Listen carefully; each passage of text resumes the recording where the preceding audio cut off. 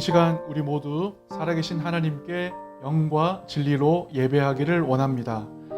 이번 주도 코로나19로 인해 함께 현장에서 예배하지 못하지만 각 처소에서 영상 예배 모임을 가지겠습니다. 우리 함께 마음과 정성을 다해 예배 드립시다. 먼저 주님께 노래로 우리의 신앙을 고백하는 찬양의 시간을 가지겠습니다. 같이 찬양하겠습니다.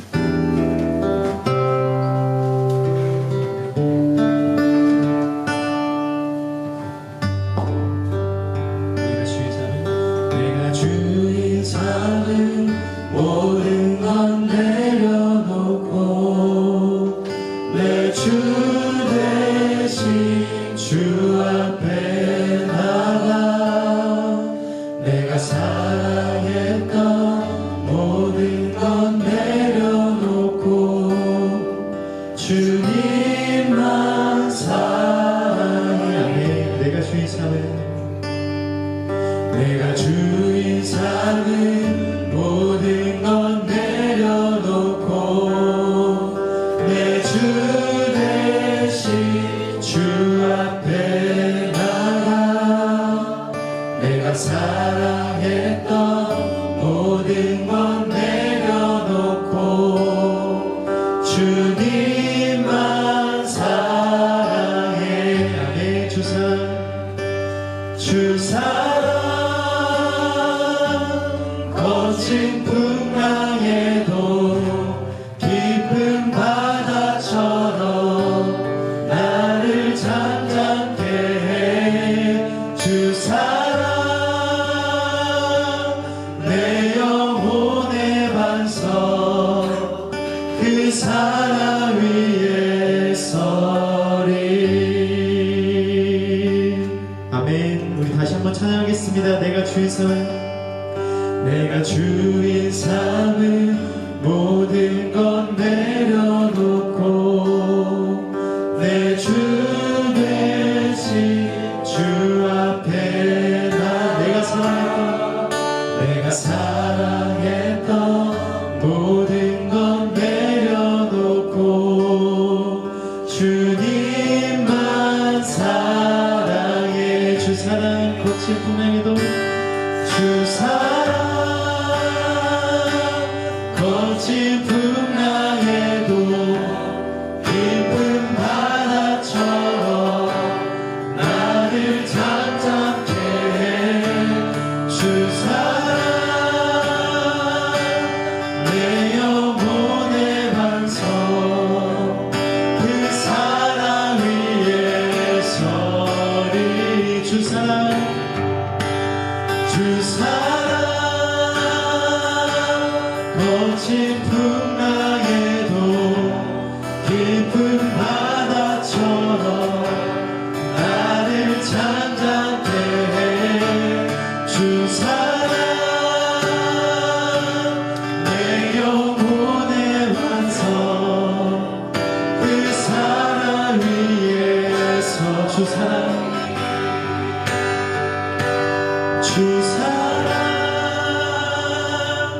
거친 풍랑에도 깊은 바다처럼 아멘 나를 잠잠케 해. 주 사랑 내 영혼의 반석 그 사랑 위에 서리. 주 사랑 내 영혼의 반석 주 사랑 내 영혼의 반석 그 사랑 위에 서리. 아멘. 우리 시간 찬양을 통해서 내 영혼의 반석을 다시 한번 다지고 굳게 세우기 원합니다. 이 시간 세상 모든 민족이 같이 찬양하겠습니다.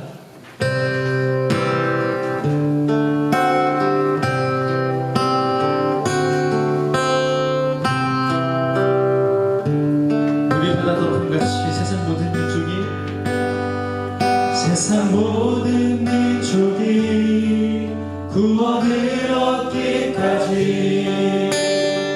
쉬지 않으시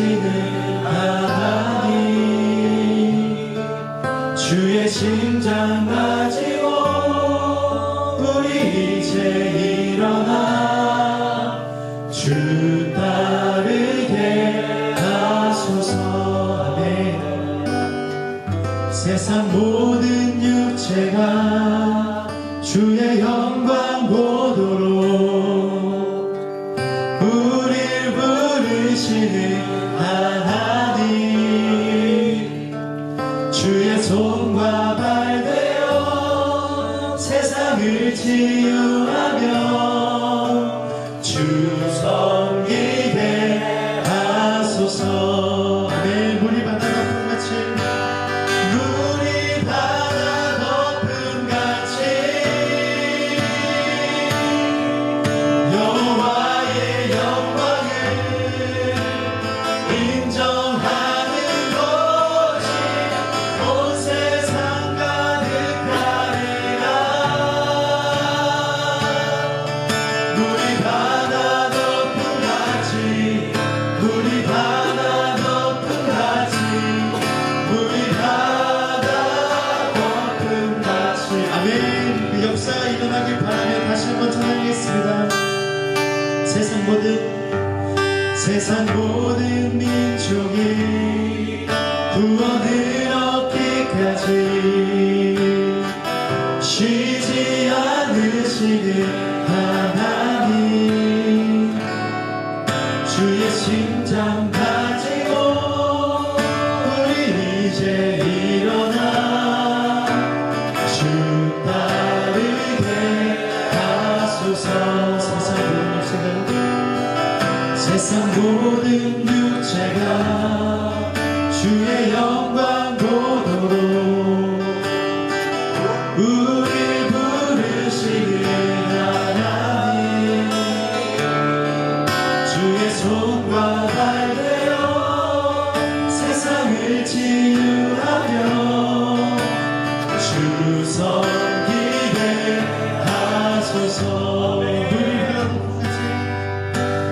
물이 바다 덮음같이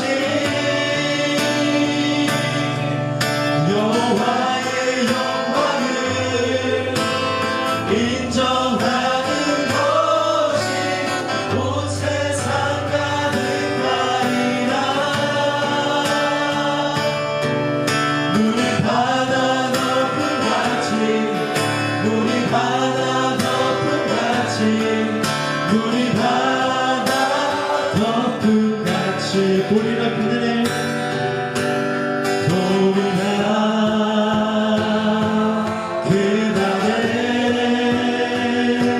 주의 영광 가득한 세상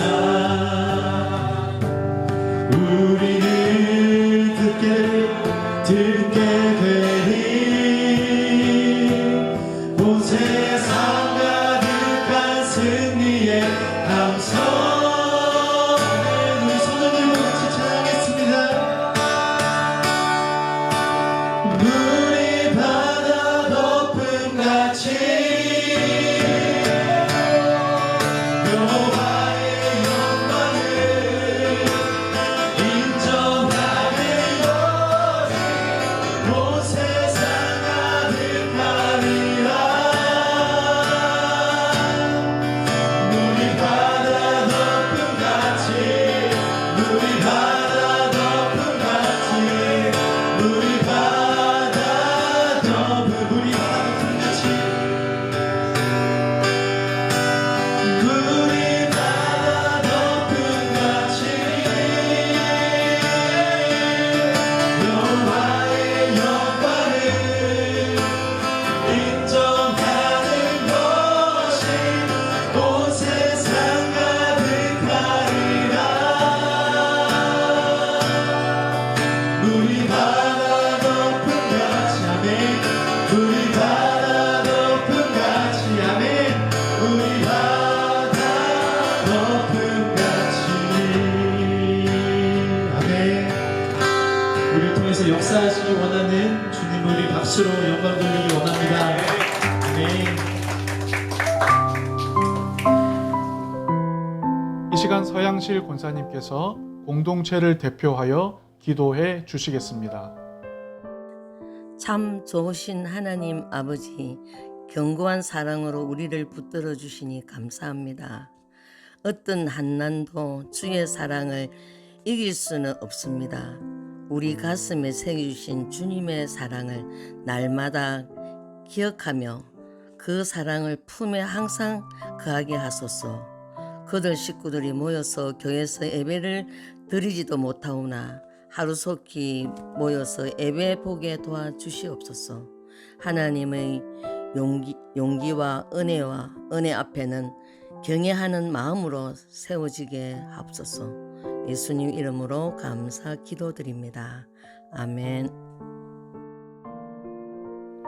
그돌 소식을 알려드립니다. 다음 주 대표 기도는 박은혜 사모님입니다. 계속해서 주중 티타임 바이블 묵상에 동참해 주시고 네이버 그돌 카페를 통하여 묵상 내용 나눔을 올려주시면 감사하겠습니다. 당분간 정부 방침이 바뀌기 전까지 온라인 예배를 드릴 예정입니다. 하루속히 전과 같이 모일 수 있도록 기도해 주시기를 바랍니다. 사도행전 12장 1절부터 9절까지의 말씀을 가지고 기도하는 교회라는 제목으로 함께 말씀을 나누겠습니다. 먼저 본문을 함께 읽어보실까요? 그때의 헤롯 왕이 손을 들어 교회 중에서 몇 사람을 해하려 하여 요한의 형제 야고보를 칼로 죽이니 유대인들이 이 일을 기뻐하는 것을 보고 베드로도 잡으려 할새 때는 무교절 기간이라.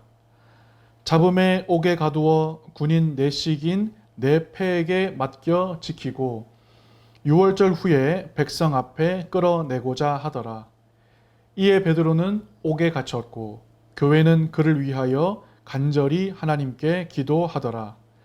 헤롯이 잡아내려고 하는 그 전날 밤에 베드로가 두 군인 틈에서 두 쇠사슬에 매여 누워 자는데 파수꾼들이 문 밖에서 옥을 지키더니 호련히 주의 사자가 나타나매 옥중에 광채가 빛나며 또 베드로의 옆구리를 쳐 깨워 이르되 급히 일어나라 하니 쇠사슬이 그 손에서 벗어지더라. 천사가 이르되 띠를 띠고 신을 신으라 하거늘 베드로가 그대로 하니 천사가 또 이르되 겉옷을 입고 따라오라 한대 베드로가 나와서 따라갈새 천사가 하는 것이 생시인 줄 알지 못하고 환상을 보는가 하니라. 이에 첫째와 둘째 파수를 지나 시내로 통한 쇠문에 이르니 문이 저절로 열리는지라. 나와서 한 거리를 지나매 천사가 곧 떠나더라. 이에 베드로가 정신이 들어 이르되 내가 이제야 참으로 주께서 그의 천사를 보내어 나를 헤롯의 손과 유대 백성의 모든 기대에서 벗어나게 하신 줄 알겠노라 하여 깨닫고 마가라 하는 요한의 어머니 마리아의 집에 가니 여러 사람이 거기에 모여 기도하고 있더라. 베드로가 대문을 두드린데 로데라 하는 여자아이가 영접하러 나왔다가 베드로의 음성인 줄 알고 기뻐하여 문을 미처 열지 못하고 달려 들어가 말하되 베드로가 대문 밖에 섰더라 하니 그들이 말하되 네가 미쳤다 하나 여자아이는 힘써 말하되 참말이라 하니 그들이 말하되 그러면 그의 천사라 하더라. 베드로가 문 두드리기를 그치지 아니하니 그들이 문을 열어 베드로를 보고 놀라는지라. 베드로가 그들에게 손짓하여 조용하게 하고 주께서 자기를 이끌어 옥에서 나오게 하던 일을 말하고 또 야고보와 형제들에게 이 말을 전하라 하고 떠나 다른 곳으로 가니라. 날이 새매 군인들은 베드로가 어떻게 되었는지 알지 못하여 적지 않게 소동하니 헤롯이 그를 찾아도 보지 못하매 파수꾼들을 신문하고 죽이라 명하니라. 헤롯이 유대를 떠나 가이사랴로 내려가서 머무니라. 아멘. 할렐루야. 요즘 코로나로 힘들지만 우리 그돌 가족들 모두 사도행전을 묵상하며 영육간에 건강하게 잘 지내시죠? 자, 이 시간에는 지난 주간 묵상했던 12장 내용을 중심으로 말씀을 나누고자 합니다.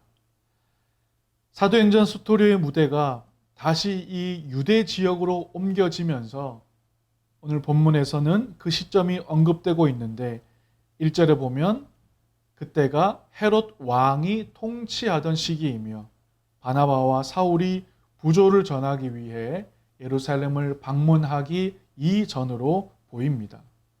왜냐하면 23, 24, 25절 말씀에서 볼 때에 바나바와 사울은 헤롯 왕이 죽은 후에 예루살렘에 방문한 것으로 언급되기 때문입니다. 그래서 이야기의 시점은 헤롯이 죽던 해, 즉 AD 44년 6월절 전후로 볼 수 있고 헤롯 왕은 헤롯 대왕의 손자인 아그리파 1세를 가리킵니다. 그는 로마 황실과 밀접한 관계 속에서 성장했으면서도 티베리우스 황제 때 투옥되기도 하였습니다. 그가 유대와 사마리아의 통치권을 받게 된 것은 AD 41년 칼리굴라가 암살당한 후 클라우디오가 황제로 즉위할 수 있도록 공헌한 데에 대한 대가였습니다. 그는 친유대교적인 정책을 펴면서 유대인들의 환심을 사기 위해 노력했죠. 그래서 당시 유대인들이 싫어했던 초대교회에 헤롯의 박해가 미쳤던 것입니다. 박해는 전체 기독교인들에게까지 미쳤을 것입니다. 근데 1절에는 몇 사람을 해하려 하여 라고 나오죠. 이는 헤롯이 유대의 교권주의자들에게 환심을 사기 위해서 시범적으로 몇 사람을 괴롭게 했다는 것입니다.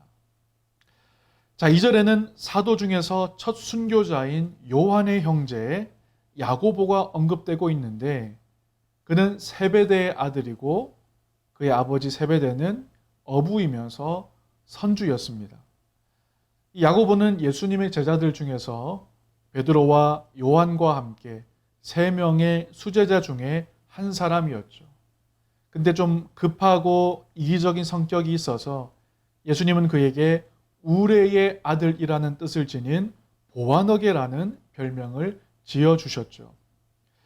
그런데 이름이 같은 알페오의 아들 야고보, 예수의 동생 야고보가 있기에 혼동되지 않도록 여러분 좀 주의하시기 바랍니다.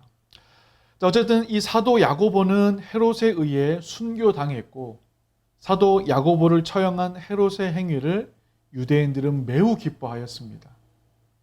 이런 측면에서 볼 때 헤롯의 행위는 유대인들을 만족시키고 유대인들로부터 환심을 사고자 하는 의도가 숨어 있었다고 볼 수 있습니다. 뿐만 아니라 유대인들이 기뻐하는 것을 보고 베드로까지 옥에 가든 헤롯의 행위는 마치 광분한 그 독재자의 전형적인 모습으로 보여지고 있죠. 야고보의 참수형을 보고 기뻐하는 유대인들의 반응에 고무되어 헤롯은 베드로에게까지 손을 뻗쳤습니다. 여러분, 베드로가 제자들 중에서 어떤 리더의 역할을 감당했잖아요. 자, 그러기에 이 헤롯의 생각에도 이 베드로를 잡게 되면 유대 지도자들이 자기를 더욱 지지할 것으로 여겨 무교절 기간에 베드로를 체포해 버린 것이죠. 그래서 베드로는 잡혔고 옥에 갇혔습니다. 근데 여러분, 베드로가 이번에 이렇게 투옥되는 것은 사실 처음이 아니라 3번째 투옥이 되는 셈이죠. 이렇게 3번이나 투옥되는 베드로의 모습을 볼 때 여러분은 어떤 생각이 드십니까? 어떤 느낌이 드시나요? 전에는 겁쟁이였던 그가 성령을 받고 예수를 따르는 모습으로 변화되었다는 사실을 느낄 수 있지 않습니까? 자, 계속해서 살펴보면 베드로는 군인 내식인 네페에게 맡겨졌습니다. 이는 베드로의 체포가 공권력에 의한 것이고 베드로가 중죄인으로 취급받았다는 것을 의미합니다. 그리고 헤롯은 베드로를 유월절 후에 백성 앞에 끌어내고자 했죠. 헤롯은 이렇게 베드로의 체포를 선전하고 이용함으로써 유대인들을 만족시키며 정치적 지지 기반을 확고히 하기를 원했습니다. 바로 헤롯의 그릇된 마음이 여실히 드러나는 것이죠. 자, 이러한 와중에 옥에 갇힌 베드로를 위해 교회는 무엇을 했습니까? 5절을 함께 읽어보겠습니다. 이에 베드로는 옥에 갇혔고 교회는 그를 위하여 간절히 하나님께 기도하더라. 아멘. 교회가 베드로를 위해 뭘 했다고요? 간절히 하나님께 기도했습니다. 이에 관해 우린 몇 가지 생각해 볼 수 있죠. 첫째, 성도들은 베드로의 체포를 교회의 위기로 판단했습니다. 왜냐하면 이미 영향력 있던 사도 야고보가 처형되었기 때문에 베드로도 처형될 것은 불보듯 뻔해 보였고 핵심 지도자의 상실로 인해 교회에 위기가 올 것이라고 생각되었던 거죠. 둘째, 교회의 단결을 볼 수 있습니다. 교회가 기도했다는 것, 그것은 교회가 하나 되어 뭉쳤다는 뜻이죠. 이렇듯 교회는 위기 앞에서 두려워 흩어지지 않고 단결하였습니다. 여러분, 여러 가지 환경이 우리를 힘들게 하고 있지만 교회로서 우리가 어떻게 해야 하는지, 고난 중에 있는 교회가 어떤 모습을 취해야 할지 우리는 이 구절을 통해 교훈을 받아야 하겠습니다. 셋째, 고난 중에 해야 될 교회의 본분 중에 기도하는 모습을 모범적으로 보여주었습니다. 당시 교회 성도들은 물리적 힘이 아닌 하나님의 능력에 의존했죠. 그러나 고난 중에서 하나님께 전적으로 의존하는 것이 마치 초능력만을 기대하는 현실 도피적 신앙으로 해석하고 적용해서는 안 될 것입니다. 오히려 인간이 만들어낸 불법적 힘에 맞서는 하나님의 능력을 기대하고 그분을 따른다는 의미로 이해해야 하겠습니다. 넷째, 기도하는 교회의 모습은 베드로에 관한 이야기의 구성상 7절에서 11절에 나타난 기적적 사실과 깊은 관계를 갖습니다. 즉, 교회의 기도는 기도로만 끝난 것이 아니라 베드로를 구출하는 하나님의 능력으로 실제로 나타났음을 보여주고 있습니다. 따라서 교회의 단결과 기도하는 힘은 하나님의 역사와 능력이 나타나는 근본적인 동기가 됩니다. 이와 같은 교훈은 초대교회뿐만 아니라 기도하는 모든 교회에 해당되는 것이죠. 바로 우리 그들 교회도 기도하는 교회인 줄 믿습니다. 자, 6절을 보면 하나님의 기적적인 역사가 결코 녹록지 않은 상황에서 나타났음을 볼 수 있습니다. 두 군인 틈에서 두 쇠사슬에 매었고 문 밖에서는 파수꾼들이 지키고 있으며 정말 아주 철저하게 감시당하고 있었다는 거죠. 이러한 묘사는 도저히 베드로가 살아날 가능성이 없는 절박한 상황이었음을 보여주는 것입니다. 그러나 하나님의 역사는 아주 극적으로 이루어졌죠. 자, 베드로가 누워 잤다는 것은 베드로 자신도 탈출할 의도가 없었다는 거죠. 이렇게 탈출에 대한 의지도 보이지 않고, 아니 도저히 벗어날 수 없는 상황에서 하나님은 능력을 보여주십니다. 주의 사자를 보내 베드로의 옆구리를 쳐 깨우시는데, 여기에 쳐서 깨운다는 원어 헬라어는 파타소입니다. 파타소. 이 파타소는 친다, 때린다 외에 때려 눕힌다 또는 죽인다 등으로도 사용되는 단어입니다. 따라서 이 표현은 천사가 베드로에게 세찬 충격을 준 듯한 인상을 주죠. 왜 그랬을까요? 그 정도로 베드로가 깊은 잠에 빠져 있었기 때문이죠. 이렇게 베드로는 깊이 잘 정도로 어떠한 역사도 전혀 기대하지 않았는데 오직 하나님의 절대 능력으로 역사가 이루어졌습니다. 오직 하나님의 은혜인 것이죠. 자, 베드로에게 탈출을 할 계획이 전혀 없었다는 것은 8절에 띠를 띠고 신을 신으라고 하는 천사의 표현 속에서도 찾을 수 있습니다. 그러니까 베드로는 허리띠를 풀고 신까지 다 벗어 제껴놓고 있었던 거죠. 당시의 복장은 반드시 허리띠를 띄어야만 걸을 수 있었습니다. 그리고 신은 나무나 가죽으로 밑바닥을 만들어 가죽끈을 이용해서 발목에 막 매는 것이었기 때문에 벗었다가 신는데 시간이 좀 걸리게 되어 있습니다. 그러니까 베드로는 언제든 탈출할 수 있도록 준비했던 것이 아니라 그냥 포기하고 쉬고 있었다는 거예요. 여기서 천사의 일방적인 지시에 따라 움직이는 베드로의 모습은 전적으로 하나님에 의해서 베드로의 구출이 이루어진 것임을 말씀합니다. 베드로는 천사를 따라가며 이 상황이 꿈인지 생시인지 환상인지 알지 못하다가 감옥을 빠져나와 한 거리를 지난 후에야 깨닫게 되죠. 그의 구출 사건이 일방적인 하나님의 능력에 의한 것임을 여실히 보여주는 것이죠. 여러분, 환경적으로 볼 때 베드로가 빠져나온 감옥은 결코 쉽게 나올 수 있는 환경이 아니었습니다. 10절 중에 보면 시내로 통한 쇠문에 이르니 문이 저절로 열리는지라 말하고 있는데 매우 육중하고 함부로 열 수 없는 견고한 문이 그렇게 쉽게 벗어날 수 없는 상황인데도 불구하고 하나님의 능력으로는 저절로 열렸다는 거예요.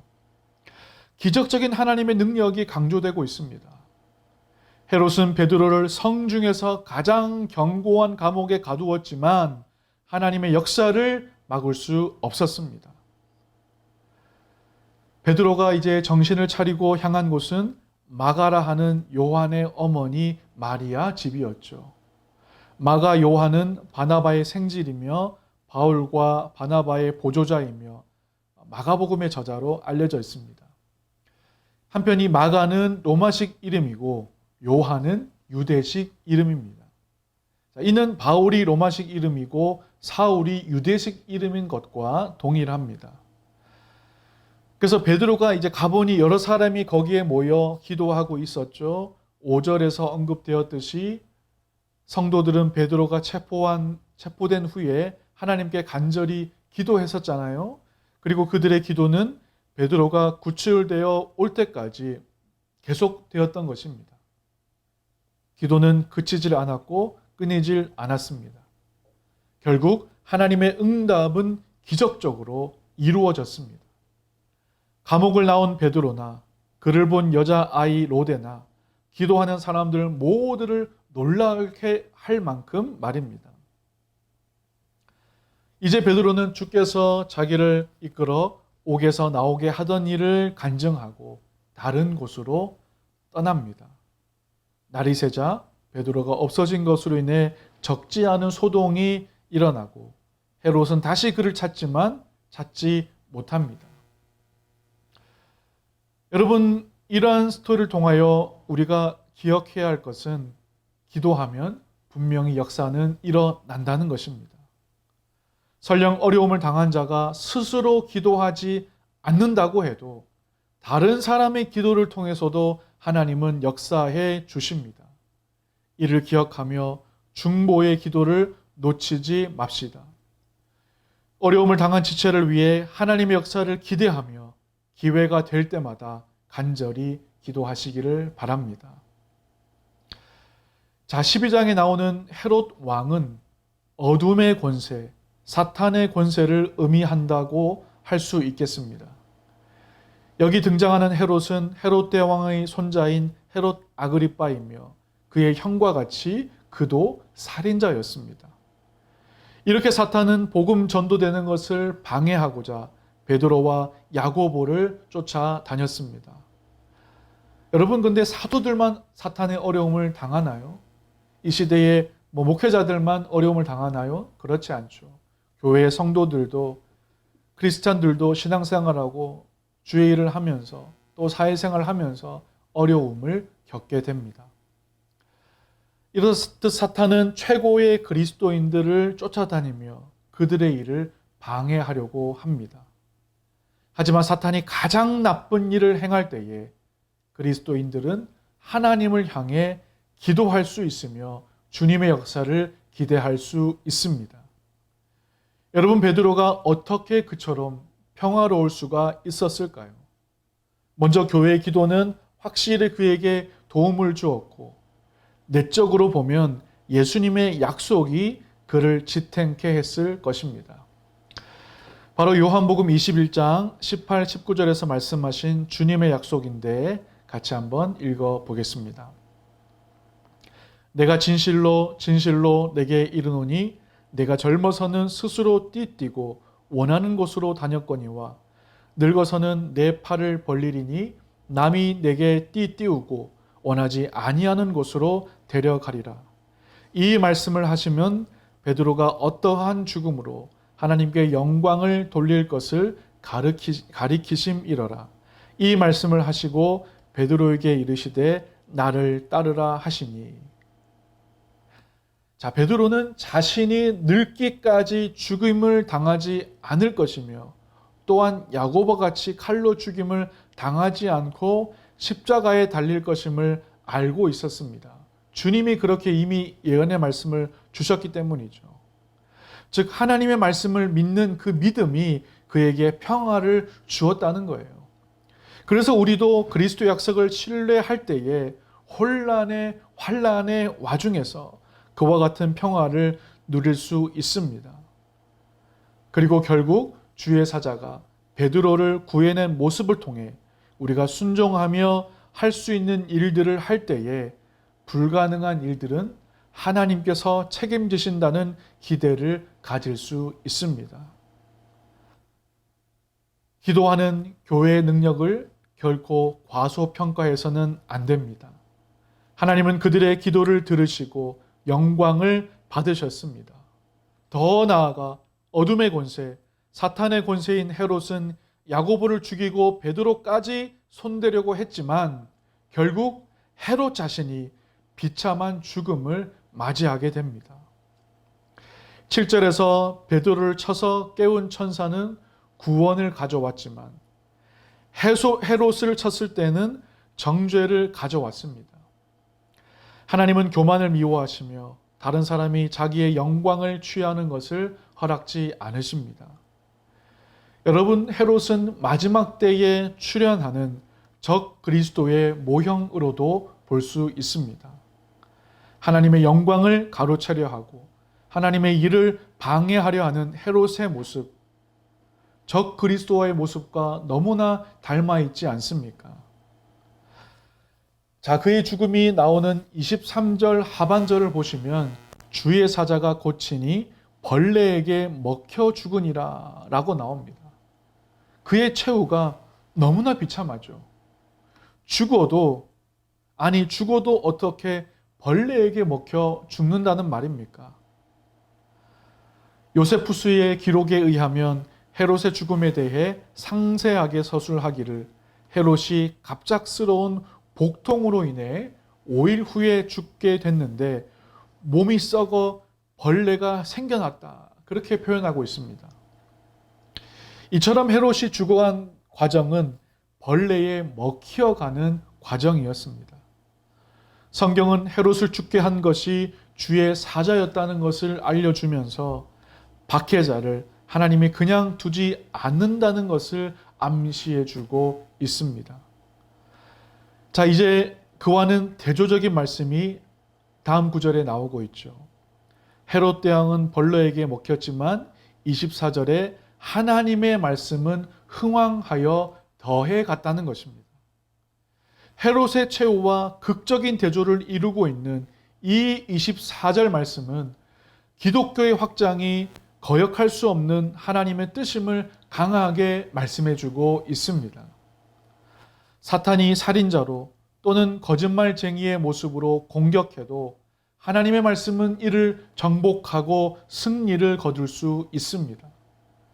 야고보는 죽었지만 하나님의 역사는 계속되는 것처럼 말입니다. 여러분, 사탄에 속한 세상의 큰 소리에 절대로 놀라지 마시기 바랍니다. 점점 그들의 날이 다가오고 있습니다.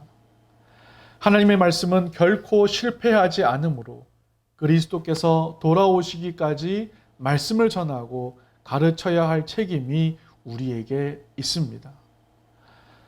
또한 우리가 사탄을 무찌를 수 있는 우리의 유일한 무기는 하나님의 말씀과 기도임을 기억해야 하겠습니다. 에베소서 6장 17, 18절 여러분 잘 아시는 말씀 이러한 내용이죠. 구원의 투구와 성령의 검, 곧 하나님의 말씀을 가지라. 모든 기도와 간구를 하되 항상 성령 안에서 기도하고 이를 위하여 깨어 구하기를 항상 힘쓰며 여러 성도를 위하여 구하라. 아멘. 사탄은 기도하는 교회를 정복할 수 없습니다. 그리스도의 약속을 믿는 베드로의 믿음은 역경의 와중에서도 평화를 주었습니다. 다른 방법이 없을 때, 그리고 그렇게 하는 것이 하나님의 뜻일 때에는 기적적인 구원이 생깁니다.